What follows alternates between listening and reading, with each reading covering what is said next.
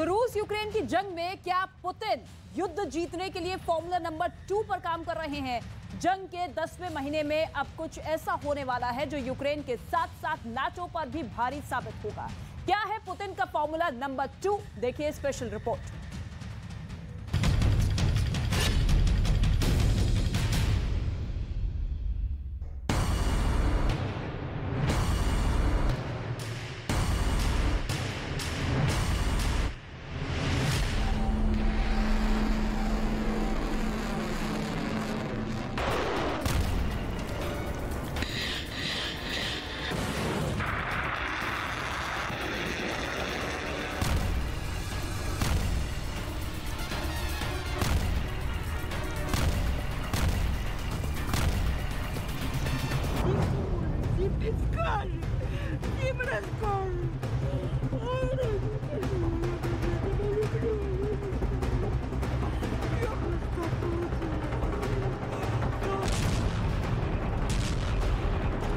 जब नाटो और यूक्रेन को लग रहा था कि रूस के पास मिसाइलें और रॉकेट खत्म हो गए हैं, तो ठीक उसके उलट पुतिन के रूस ने पिछले एक हफ्ते में यूक्रेन की राजधानी कीव और दर्जन भर शहर पर इतने भयानक हमले किए हैं कि ऐसा लग रहा है कि जैसे पूरे यूक्रेन पर कयामत टूट पड़ी।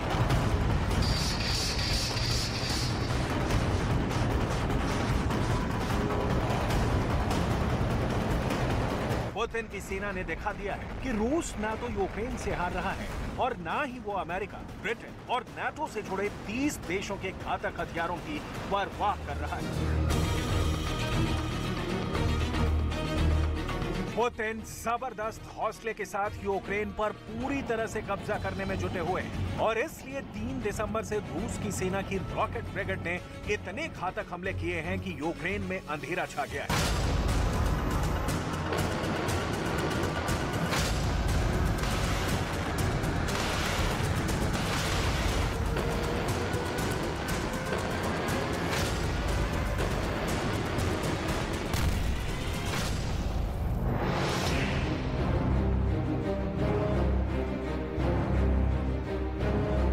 यूक्रेन के लोग भीषण सर्दी में अपनी मौत का इंतजार कर रहे हैं। डिफेंस एक्सपर्ट्स दावा कर रहे हैं कि पुतिन सेकेंड वर्ल्ड वॉर की युद्ध नीति को यूक्रेन में इस्तेमाल कर रहे हैं। पुतिन द्वितीय विश्व युद्ध की तरह यूक्रेन को लंबी जंग में थका रहे हैं। यूक्रेन के लोगों का हौसला तोड़ रहे हैं। यूक्रेन के खाना पानी और बिजली सप्लाई को भारी नुकसान पहुंचा रहे हैं ताकि यूक्रेन को जंग में इतना कमजोर और लाचार कर दिया जाए कि वो युद्ध में घुटने टेक दें।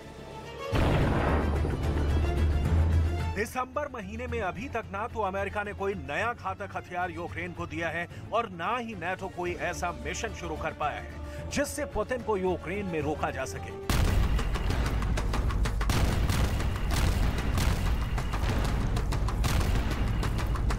पिछले 3 दिनों से पुतिन ने रूस की राजधानी कीव पर मिसाइलों की बरसात कर दी है।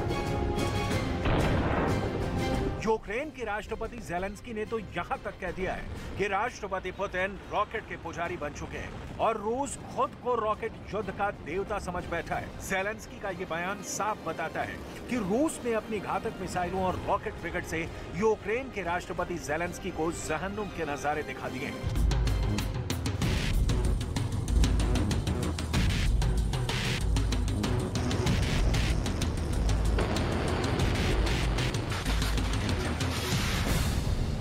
पुतिन का रूस यूक्रेन को तिल तिल करके मार रहा है, जिसमें मिसाइलों और रॉकेटों का बहुत बड़ा हाथ है। पिछले 2 दिन में पुतिन के रूस ने लगभग 130 मिसाइलें यूक्रेन पर दागी हैं, जिसमें से यूक्रेन ने 7 मिसाइलों को मार गिराने का दावा किया है। लेकिन वहीं रूस दावा कर रहा है कि उसके ताजा हमलों ने कीव को अंधेरे में डुबो दिया है। जानकारों के मुताबिक रूस की सेना ने कैस्पियन सागर में जहाजों से और रोस्तोव के दक्षिणी रूसी क्षेत्र से 38 क्रूज मिसाइलें दागी हैं, जबकि रूस के काला सागर बेड़े से 22 कैलिब्र क्रूज मिसाइल दागी गई।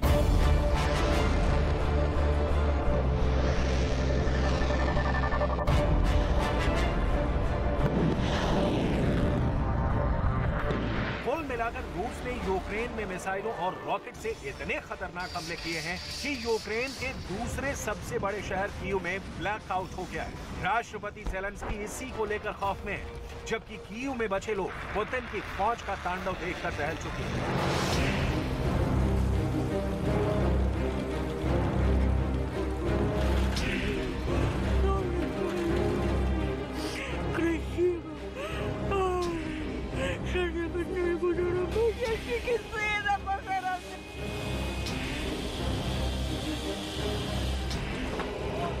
Євросоюз затвердив 9-й пакет санкцій проти Росії за війну. 9-й. Але, очевидно, не останній. Бо очевидно, що тиск потрібно підвищувати. Я дякую усім тим лідерам і країнам, які боролися за міцніший пакет. Але будемо працювати з Єврокомісією.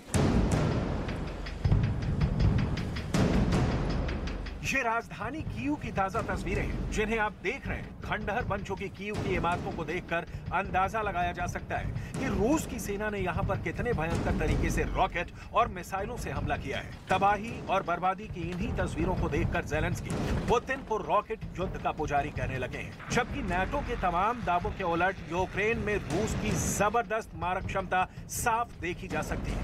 फिर चाहे ज़ेलेंस्की कोई दावा क्यों ना करे। Сьогоднішній результат – 60 ракет збито. Відзначили всі повітряні командування. Центр, південь, схід та захід. А особливо результативними були бійці 96-ї зенітної ракетної бригади, які прикривають Київську область. Понад 40 ракет терористів було знищено саме в небі центральних районів країни і поблизу रूस यूक्रेन युद्ध का कोई अंत दिखाई नहीं दे रहा है। रूस की सेना पिछले 10 महीनों से यूक्रेन में तबाही मचाए हुए है। इस दौरान यूक्रेनी सेना के पलटवार में हजारों रूसी सैनिकों की भी जान जा चुकी है। यूक्रेन का दावा है कि इस युद्ध में रूस के 90,000 सैनिक मारे जा चुके हैं। वहीं यूरोपियन यूनियन ने कहा है कि रूस के हमले में 1 लाख से अधिक यूक्रेनी सैनिकों की मौत हुई है। इतनी भयंकर तबाही होने के बावजूद दोनों देश युद्ध रोकने को तैयार नहीं है।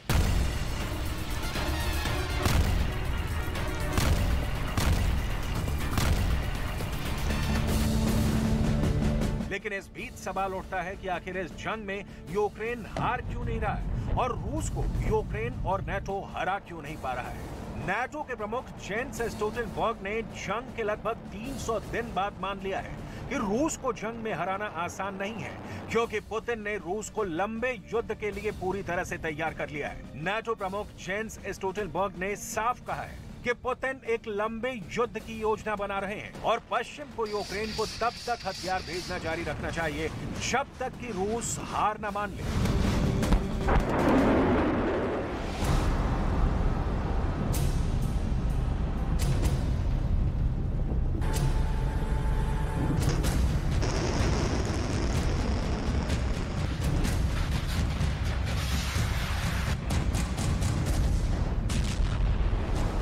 लेकिन अब पश्चिमी देशों के डिफेंस एक्सपर्ट ये मानकर चलने लगे हैं कि पुतिन को जंग में हराना इतना आसान नहीं है कि अमेरिका, ब्रिटेन और नाटो से जुड़े 30 देश मानकर चल रहे थे।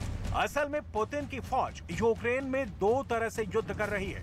एक घातक मिसाइलों और रॉकेट के दम पर यूक्रेन को संभलने का मौका नहीं दे रही है, जबकि दूसरी तरफ यूक्रेन की सेना के साथ साथ यूक्रेन के लोगों की बिजली, पानी की सप्लाई, अस्पताल, सड़क और पुलों पर इतने भीषण हमले कर रही है कि ज़ेलेंस्की को समझ में नहीं आ रहा है कि पुतिन के मिसाइल और रॉकेट के हमलों से निपटें या फिर यूक्रेन में मौजूद अपनी जनता को बचाएं। Это вообще кошмар. Ребеночек маленький, там мужчина, я не знаю толком, кто там уже погиб, потому что как-то было не до того. Она так резко это все рвануло. Я на удивление просто прошел со спальни через зал в следующую комнату, только присел на диван и взрыв. अमेरिका, ब्रिटेन और नाटो में शामिल सभी 30 देश पुतिन के रूस को काबू करने में जुटे हैं, लेकिन पुतिन ने जंग का ऐसा फॉर्मूला इस्तेमाल किया है कि ना तो यूक्रेन को समझ आ रहा है कि रूस से कैसे जीते और ना ही नाटो को समझ में आ रहा है कि यूक्रेन कौन से ऐसे हथियार दे ताकि रूस को भयानक हमलों से रोका जा सके।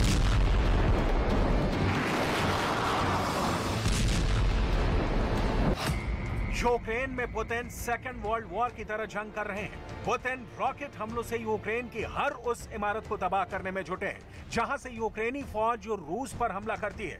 रूस की घातक मिसाइलों की बरसात यूक्रेन की बिजली और पानी सप्लाई को तबाह कर रही है, तो वहीं पुतिन की फौज जिस गांव और शहर पर कब्जा कर रही है उसे पूरी तरह से नष्ट कर रही है ताकि यूक्रेन की फौज उसका दोबारा इस्तेमाल न कर पाए। रूस की सेना यूक्रेन के जानवरों तक को नहीं बख्श रही है ताकि यूक्रेन की फौज उनका इस्तेमाल न कर पाए। पुतिन यूक्रेन के शहरों और गांवों को कई हफ्तों तक घेर कर रखते हैं, ताकि वहां हमला करने को तैयार बैठी यूक्रेन की फौज भूख और थकान से हार मान जाए। सेकेंड वर्ल्ड वॉर में इसी तरह से रूस ने हिटलर को हराया था और अब पुतिन हिटलर को हराने वाले सेकेंड वर्ल्ड वॉर के फॉर्मूले को यूक्रेन में इस्तेमाल कर रहे हैं। लगभग 300 दिन से चल रही जंग में रूस ने यूक्रेन में अभी तक नाटो को टिकने नहीं दिया है। जैसे ही अमेरिका यूक्रेन को भारी हथियार देने की कोशिश करता है, पुतिन सीधे परमाणु हमले की धमकी देते हैं। रूस की फौज ने पिछले दिन अपनी यार्स परमाणु मिसाइल की झलक दिखाकर नाटो के होश उड़ा दिए थे।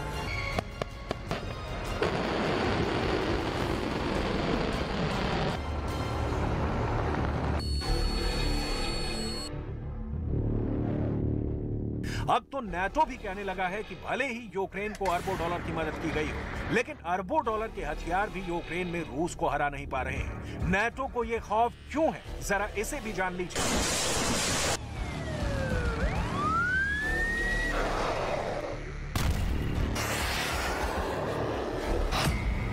नाटो यूक्रेन को फ्रांस के 1 साल के रक्षा बजट के बराबर हथियारों के लिए पैसा दे चुका है, यानी यूक्रेन को $40 बिलियन के हथियार मिल चुके हैं। लेकिन यूक्रेन रूस को हरा नहीं पा रहा। नाटो भी मान चुका है कि पुतिन यूक्रेन में लंबी जंग की तैयारी कर चुके हैं। इसीलिए नए साल 2023 की शुरुआत में पुतिन यूक्रेन पर 2 लाख नई फौज के साथ हमला करने की तैयारी कर चुके हैं, जो यूक्रेन के साथ साथ अमेरिका, ब्रिटेन और नाटो से जुड़े 30 देशों पर भारी साबित होगी। कुल मिलाकर रूस यूक्रेन में अब कयामत वाली जंग करने जा रहा है, जहां पुतिन के रॉकेट, मिसाइल, परमाणु बम और घातक हथियारों का भयानक तरीके से इस्तेमाल होगा। एक तरह से पुतिन का रूस यूक्रेन में आत्मघाती मिशन पर निकल चुका है। या तो मरेंगे या फिर मारेंगे।